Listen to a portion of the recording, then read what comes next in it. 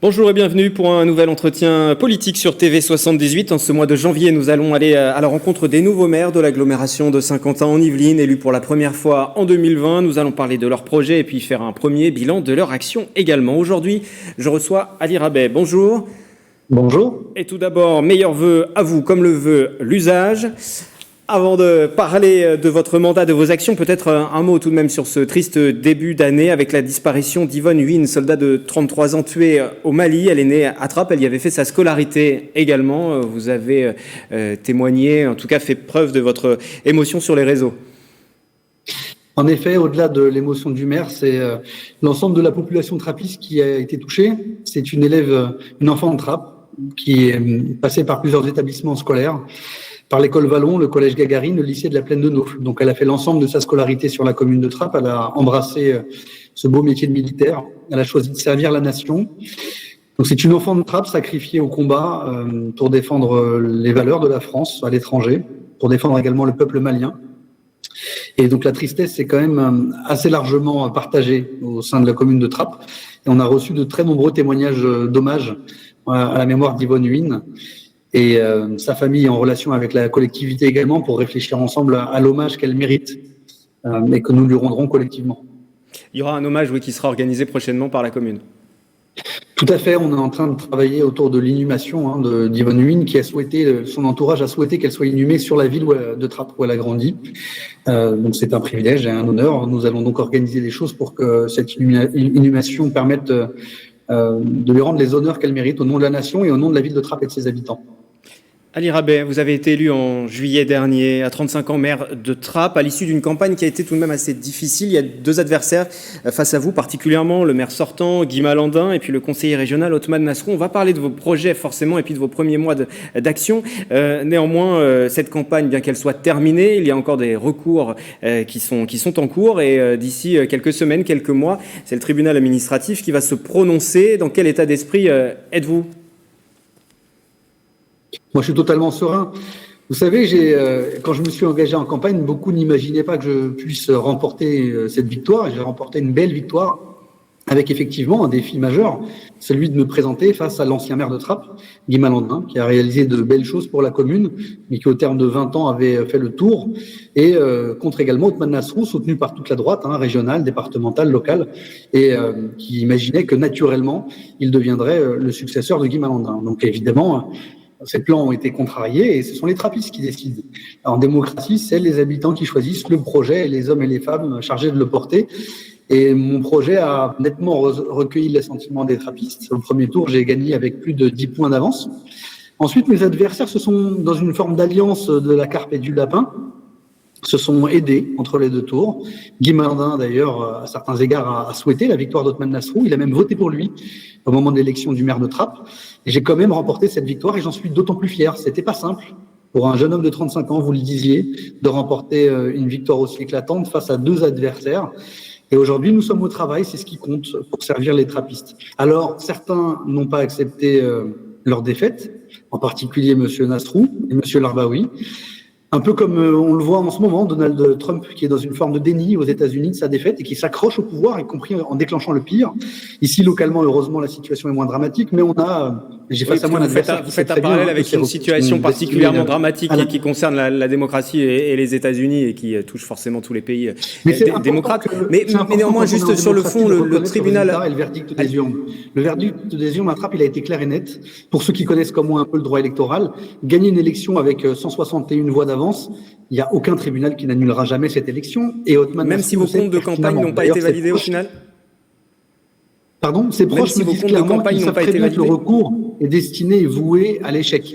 Mais il mène une forme de guérilla pour détourner l'attention des trappistes des vrais sujets, c'est-à-dire les réformes que nous menons et qui me préoccupent, moi et mon équipe, au quotidien. Moi, je m'occupe des vrais problèmes et des difficultés que rencontrent les trappistes et je tente de trouver des solutions au quotidien pour défendre les locataires face aux bailleurs, pour faire en sorte qu'ici, les gens aient du chauffage, tout simplement, dans leurs appartements l'hiver. Ce n'est pas le cas partout. Pour faire en sorte que le projet d'enfouissement de la route nationale 10 aboutisse. Pour faire en sorte également qu'à l'école, les enfants aient les meilleures conditions de réussite. Voilà, moi, ce qui me préoccupe, pendant que les autres multiplient les recours aux tribunaux. Mais ne vous inquiétez pas, les tribunaux vont nous donner raison dans les semaines qui viennent. Voilà, on attendra le verdict, effectivement, et vous l'avez dit, vous êtes serein en attendant ce dernier. Parlons justement des projets, vous en avez abordé quelques-uns, les premières actions que vous avez pu mener. Le contexte sanitaire est resté difficile, il a été difficile pendant la campagne, pendant les premiers mois de mandat. Est-ce qu'il y a certains de vos projets aussi qui ont été revus? Est-ce que vous avez dû changer vos priorités en ce début de mandat? On a dû s'adapter, évidemment, comme tous. Moi, je me suis, dès mon élection, battu pour qu'un centre de dépistage s'installe à Trappes. Donc, on a commencé par 2 opérations de dépistage massives au mois de juillet et au mois d'août. Et ensuite, avec l'autorité régionale de santé, nous avons installé un centre de dépistage permanent près du collège Gagarine qui permet d'accueillir tous les jours des dizaines de trappistes et au-delà, dans les villes de Saint-Quentin-en-Yvelines et même au-delà, qui viennent se faire dépister, ce qui permet d'identifier des personnes positives qui s'ignorent, d'éviter que des clusters ne se forment, et c'est une façon de lutter contre la pandémie. Nous avons également dû nous réadapter sur l'ensemble du fonctionnement des services municipaux, et on a été une municipalité particulièrement active, une des plus actives pendant la période de confinement, le second confinement, où nous avons apporté du soutien aux trappistes à travers des aides alimentaires pour les familles qui en ont le plus besoin, mais également des kits d'activités pédagogiques pour les enfants, pour pouvoir les occuper, notamment le week-end. Des kits également pour les aînés qu'on oublie trop souvent pendant cette période de pandémie et qui sont confinés à la maison, et qui ont besoin de la chaleur et de la proximité de leurs élus, de leurs maires, de leurs fonctionnaires municipaux qui sont venus à domicile leur proposer des kits d'activité fournis gratuitement par la ville de Trappes. Donc nous avons fait preuve de souplesse, d'imagination, de disponibilité. Nous avons distribué des attestations d'hébergement, par exemple. Nous avons fait du porte-à-porte pour identifier toutes les personnes qui avaient besoin du soutien de la collectivité. Et je tiens à remercier les 800 agents de la ville de Trappes qui se déploient tous les jours et qui s'adaptent. On a des directeurs de services qui ont fait du boitage de documents administratifs. On a des personnes qui ont livré des colis alimentaires, qui habituellement travaillent au service technique ou au service des sports. Donc ça, la fonction publique, le service public, c'est cela. C'est une capacité à servir les habitants, à se réorganiser, à faire preuve de réactivité et d'imagination. Et la ville de Trappes a été exemplaire de ce point de vue-là grâce à ses agents. Nous avons également revu notre organisation, puisque, comme vous le savez, par exemple, nos équipements culturels sont fermés. Quand les équipements culturels sont fermés, il y a des conséquences quand même dans une commune comme la nôtre, où nous avons la chance d'avoir un cinéma, une librairie, un théâtre, le théâtre de la Meurise, et nous avons souhaité réorganiser des animations culturelles en fin d'année, en pied d'immeuble, à l'extérieur, dans la rue, avec des défilés, des chanteurs, des artistes qui venaient donner du plaisir et du bonheur aux trappistes, sans les regrouper dans une salle et en leur permettant, depuis le balcon, de profiter de ces activités culturelles itinérantes en ville. Et voilà, nous avons fait preuve de beaucoup de souplesse pour faire en sorte que la vie ne s'arrête pas, puisque la vie ne s'arrête pas avec la pandémie et le confinement, mais que nous puissions continuer à partager ensemble. Parlons de vos différents projets, vos priorités. Il y en a beaucoup de dossiers importants sur cette commune. Chômage, délinquance, logement, éducation. On ne pourra pas forcément tout aborder, mais concernant peut-être l'éducation, la ville de Trappes a été labellisée cité éducative par l'État. C'est un label qui vise à intensifier les prises en charge éducatives des enfants à partir de 3 ans et des jeunes jusqu'à 25 ans, avant, pendant et autour du temps scolaire aussi. Concrètement, ça va déboucher sur quel type de mesures et quelles actions ? Très concrètement, une mesure très importante que j'ai souhaité prendre dès cet été pour qu'elle soit opérationnelle à la rentrée de septembre, nous avons souhaité rétablir l'étude après l'école. Nous, à Trappes, vous ne savez peut-être pas, mais il n'y a pas de soutien scolaire organisé en école élémentaire par la collectivité jusque-là. Et ça a été ma priorité de rétablir cette étude après l'école, gratuite, accessible à tous les enfants.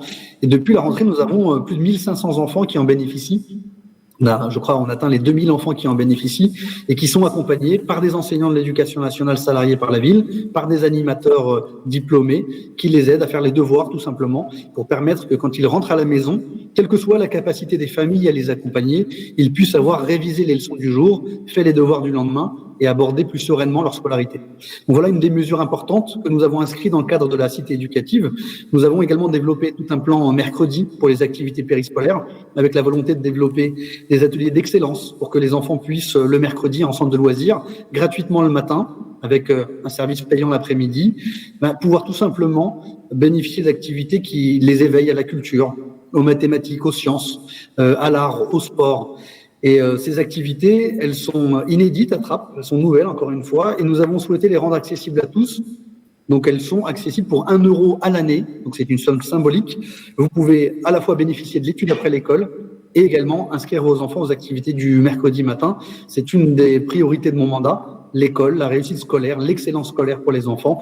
Et nous avons souhaité mettre le paquet du point de vue des moyens sur ce sujet.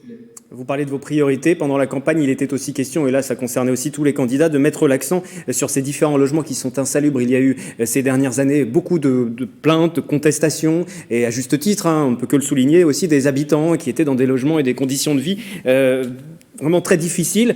Là aussi, quelles actions vous pouvez mettre en place? Quelles mains vous avez sur ce dossier-là concernant les logements insalubres? Il était question de créer un service municipal dédié à la lutte contre l'insalubrité. Absolument. C'est l'une de mes grandes priorités, en effet, vous l'avez bien ciblé. Dès l'été, j'ai reçu la plupart des bailleurs de Trappes et j'ai haussé le ton en leur disant qu'une forme d'inaction de la part de la mairie de Trappes, de laisser faire de ces dernières années, n'était plus de mise. Que dorénavant, la ville allait s'impliquer dans la défense des locataires et qu'elle souhaitait prendre parti et qu'elle ne laisserait plus une forme de maltraitance s'installer, se développer sur la ville de Trappes. C'est le cas aujourd'hui, malheureusement. Depuis des années, des locataires sont démunis, sont tout seuls face à des bailleurs qui ne prennent pas suffisamment au sérieux leurs préoccupations, qui vivent parfois dans des logements insalubres, qui parfois vivent dans des logements qui ne sont tout simplement pas chauffés. Imaginez les fêtes de fin d'année, ça a été le cas dans une rue de Trappes, imaginez les fêtes de fin d'année sans chauffage. Imaginez Noël et le jour de l'an à 15 ou 14 degrés dans votre appartement avec des enfants en bas âge.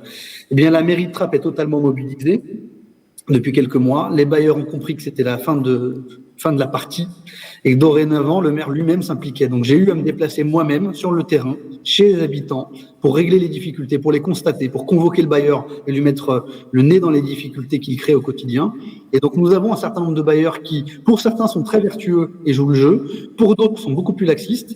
Mais d'ores et déjà, notre travail produit ses fruits, puisque nous avons des investissements importants qui sont consentis par les bailleurs pour régler des difficultés constatées par la ville de Trappes et objectivées par le maire lui-même.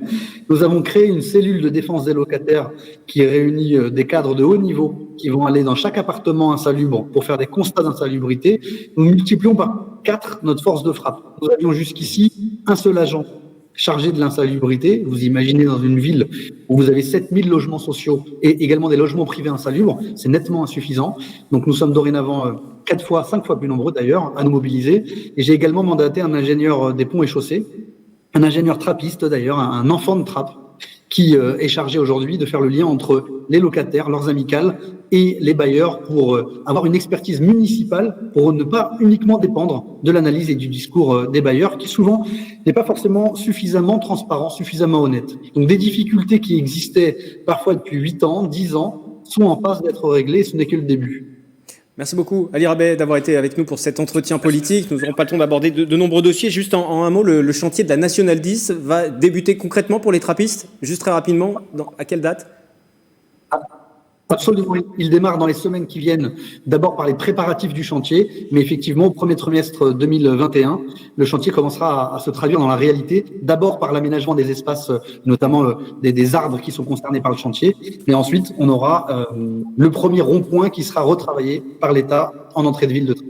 Et nous aurons l'occasion de suivre ce dossier dans le journal quotidien de la rédaction de TV78. Merci Ali Rabet et à très bientôt sur TV78 pour un nouvel entretien politique.